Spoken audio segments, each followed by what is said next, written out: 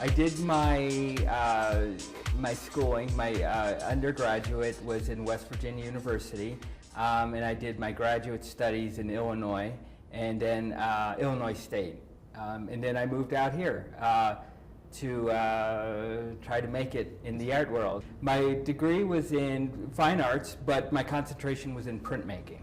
At the time that I was doing printmaking, I swore off painting as the devil. Like, I would never, like, there was a weird kind of, I don't know if it's at every school, but when I was going to Illinois State, there was this kind of faction of, there were people who, the printmakers didn't really like the painting because of the freedom and the expressiveness, but printmakers kind of gravitated more towards sculpture people because of the process. And so, because sculpture had more of like, there was a lot more of building and constructing, and printmaking is the same way because you're building plates that eventually become your image. While painting is just more expressive and free, where you're just splashing paint on, you know, at least that's what it was in the school, you know, it was more like abstract. And so I swore off painting. Like, I was like, oh, I'm going to be a printmaker from the day I die, you know, and lo and behold, surrounding me right now are paintings. So it definitely changed. What I did do that I thought personally I do well is I'm a good draftsman and I like to draw. And my problem with painting was, okay, I draw this painting, but then I cover it with oil paint and I can't see my lines anymore, and I'm not really geared to be a painter.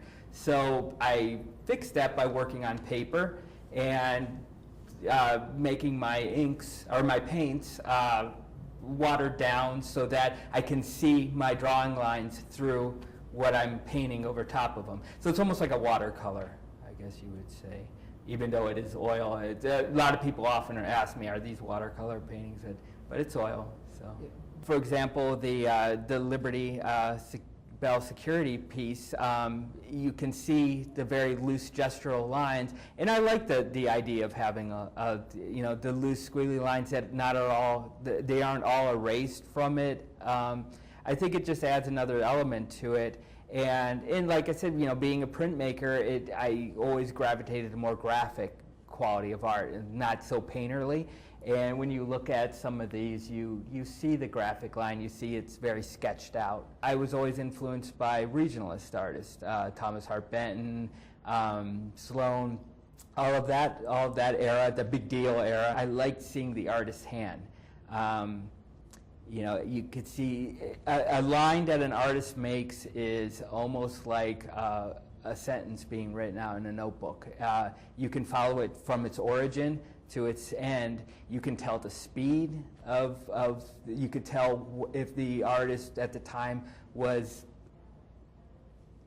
anxious about something else, or was like, by just the quality of line. If the line is slow and steady, you can tell that maybe the artist was extremely focused within working at it. And then if you see some more scribbled, you can see, well, maybe the artist was pressed for time and, you know, was working. So it gives a good indication to me when I look at drawings of various artists to see where their mindset was at the time. It's not as calculated sometimes. It's a little bit more, there you see mistakes and you see history into it.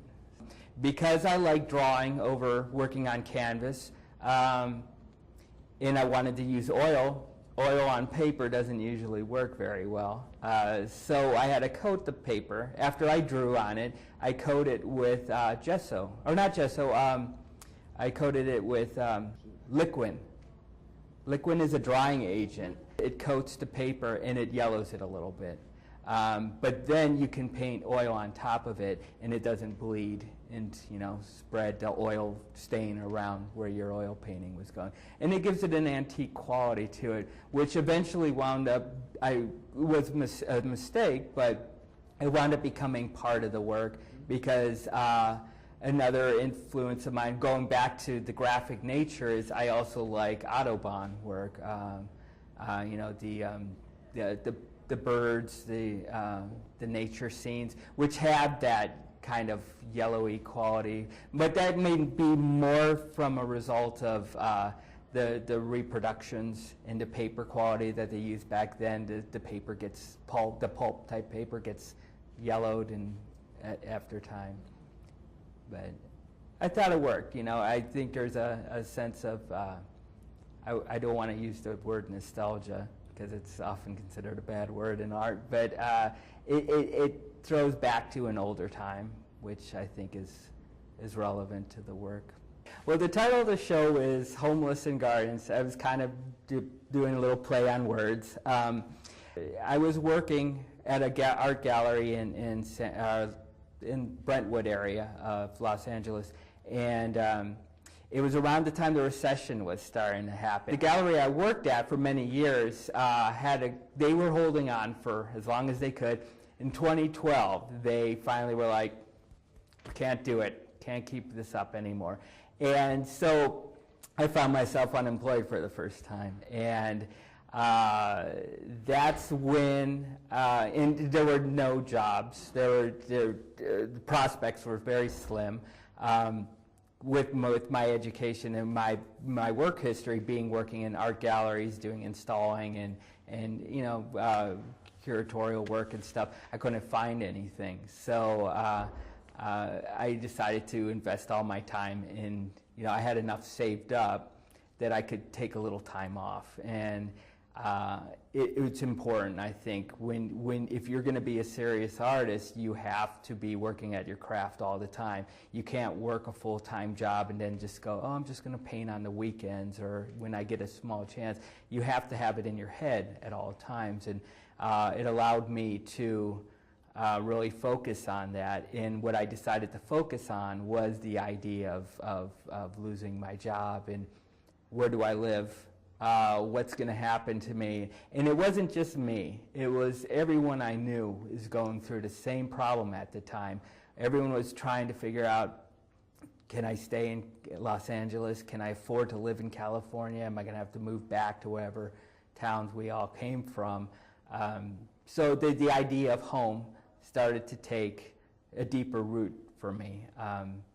And it just kind of snowballed from that. It just got bigger and bigger from just thinking about issues of being homeless and fears of that to other people's issues of homelessness, finding wherever you can live temporarily and create a shelter for yourself. And then things, especially when you live in Los Angeles where you're dealing with a big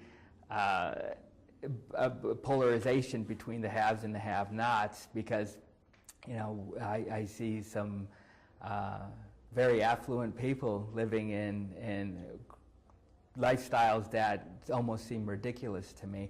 And it's because of that ridiculousness that I found a lot of humor in some of it. It's like, you're complaining about your contractor not putting in the right tile and in your kitchen when there is more than need be people who are worried about how they're going to live.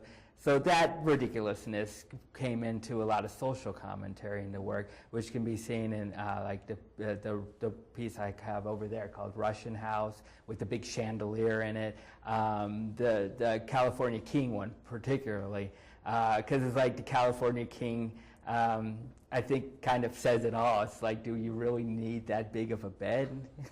so like you throw that bed into like outside without a home, and you put a lot of different things. Like I have a little Buddhist sculpture in there, and vases, and just kind of like it almost becomes like a kid's fort. Like when you're a little kid and your parents give you, their leftover stuff that they don't want because they just got like, oh, I just got a new spatula for the kitchen. Here, have this spatula for your fort. So it became fun in a way, but it also became kind of a satire of what do you really need to survive. And when you place these trappings of wealth into an environment that doesn't fit it, it can go different directions. It can become kind of silly. It can be satirical. It could be wondrous too. It could be like, wow, that would be really. I wouldn't mind living like that, So it just creates an interesting layer. there's certain things that have a tendency to come up in the work a lot. And for the life of me, I don't really know why. I think they're just memories that were imprinted. You know, just little things when you're a child, that an object that you always remembered and for some reason always pops into your head. For me, certain elements like ladders, for some reason, stick in my head. Orange extension cords come up a lot. Light bulbs come up a lot. Some of the other things that might not be in some of these, but insulators, old railroad insulators, the glass ones, pop up. Pine tree mirror, or the air fresheners come into them a lot. Yeah, they don't smell good, but there's a visual element to them that I always thought kind of interesting. Books, bookshelves, you know, different little bric-a-brac. And we'll go once again to home life and the trappings of your home. Do you really need it? Does it really, do you need that to survive? No, you don't. But somehow it enriches your life. So those things stick in my head, and they come through in the work. Even if it's, you know, me reflecting on an aspect of home, of someone else's situation, I wind up throwing in little objects into it that reflect me. So I guess it's, I don't know if it just becomes, makes it more personal, it makes it more interesting to me. In the piece next to it, Virginia Creeper, that is based on a scene at, actually in Tahunga, which doesn't make much sense because Virginia Creeper doesn't grow on the, I don't believe it grows on the West Coast. It's a East Coast thing. But it was a scene from where I live. The gym that I would go to, the parking lot, there was this back alley, and every time I parked, I would always notice this telephone pole. That's another thing that pops up a lot, telephone poles. I don't know why I always look at them. I always just think that they're interesting because the codes and stuff that are stamped on them. I'm always curious as what it means, but who really knows what they mean? But it's just this nice graphic element.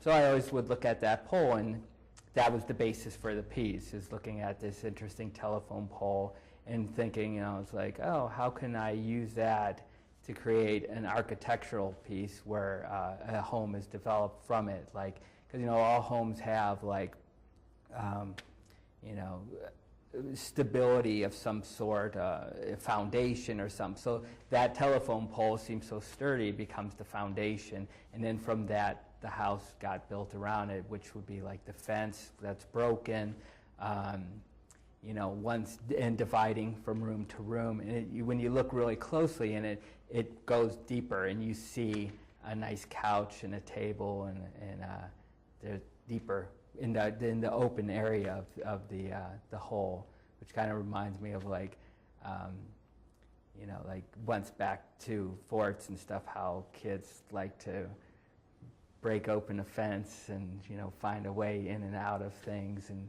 so it worked like that, and you know, just dividing the space into rooms. Like you have the front room with the carpet, and you know, I think I have some beer bottles in it too, which brings into the idea too of like the homelessness of it. You know, just different aspects of living, and what you need and what you get and what you try to survive with. So. But I think there's always a sense of humor in it a little bit. Yeah, it's just a little satire to the work.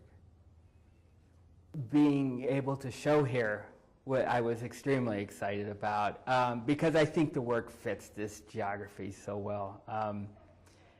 When I first heard about it and I researched the museum and I saw pictures of it, I thought that the pictures almost look, or the museum part looked like one of my paintings. The landscape outside did. It just, I like the idea of random objects. I mean, they're not random. They have, you know, looking at these paintings, a lot of people would think that maybe the objects are random, but they're not random. They're specific to me, you know, and to memories.